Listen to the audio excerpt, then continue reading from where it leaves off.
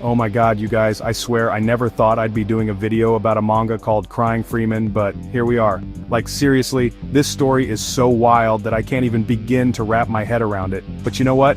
We're gonna dive into this insanity together, and I promise you're gonna be just as obsessed as I am by the end of it. So, grab your snacks, get comfy, and let's get ready to talk about the weirdest, most badass assassin story you've probably never heard of. Okay, so let me break this down for you. Crying Freeman is this manga that came out in the 80s, and it's about this guy named Yo Hinomura. He starts off as just a regular dude making pottery, right? But then, boom, he gets kidnapped by this crazy Chinese mafia called the 108 Dragons. I know, it sounds like the name of a Chinese restaurant, but trust me, these guys are no joke. So anyway, they brainwash poor Yo and turn him into this super assassin called Crying Freeman. And get this, he's called that because he cries every time he kills someone. Like, how messed up is that? It's like if Jason Bourne had a serious case of the feels. Let's talk about Yo for a sec, because this guy's life is like a roller coaster that went off the rails and somehow ended up in space. One minute he's making vases, the next he's taking out mob bosses. It's like if Bob Ross suddenly became James Bond but with more crying and less happy little trees. The whole thing starts when Yo accidentally sees some 108 dragon stuff he shouldn't have, and instead of just, I don't know, bribing him or threatening him like normal bad guys, they're like, you know what, let's turn this guy into the world's deadliest assassin. Because that makes total sense, right? Okay, you guys get ready for the weirdest meet cute in the history of ever. So there's this woman named Emu Hino, right? She sees Freeman do one of his cry kills, and instead of running away screaming like a normal person, she's like, that's hot. I swear, I'm not making this up. She literally paints his portrait and waits for him to come kill her. But here's where it gets even crazier.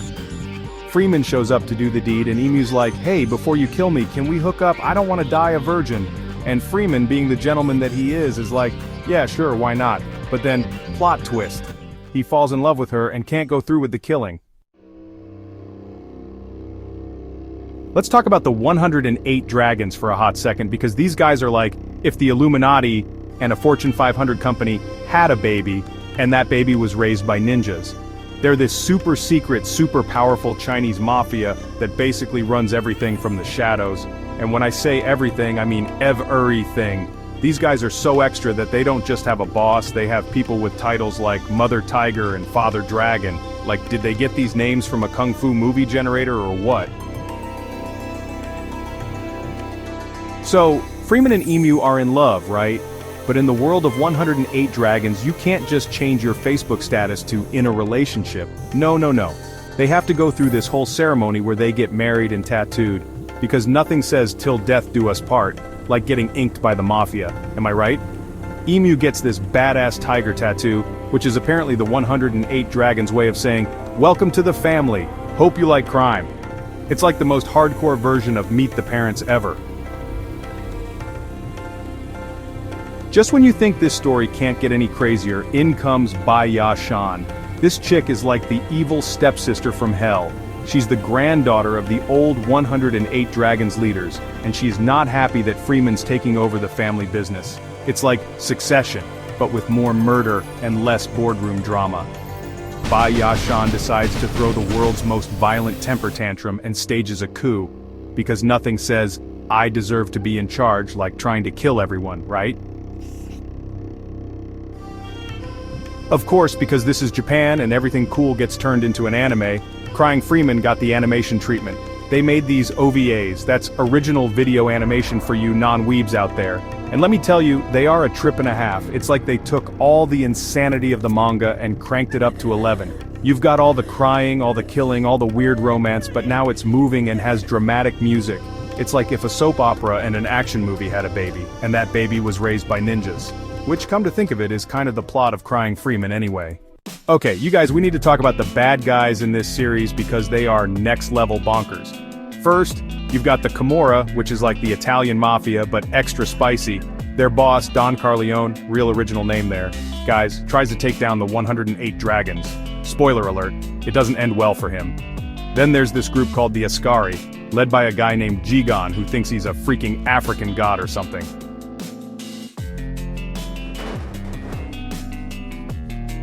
And don't even get me started on the Kumagaism cult. These guys want to clone Freeman because apparently one crying assassin just isn't enough for them.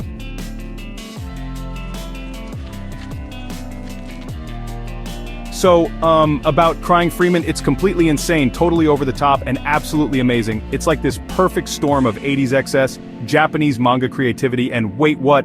Plot twists. And you know what? People ate it up. This series was huge in Japan and even made waves internationally. They even made live-action movies about it. Can you imagine? Real people acting out this craziness? I would pay good money to see the casting call for that. Seeking. Man who can cry on command while doing backflips and shooting 2 guns at once. Must look good with dragon tattoos. And there you have it, folks. The wild, wacky, and weirdly wonderful world of Crying Freeman. I swear, my brain feels like it's been through a blender, but in the best way possible. If you haven't checked out this manga or the anime, do yourself a favor and dive into this craziness. Trust me, you'll never look at pottery the same way again. Until next time, keep it weird and don't forget to cry responsibly.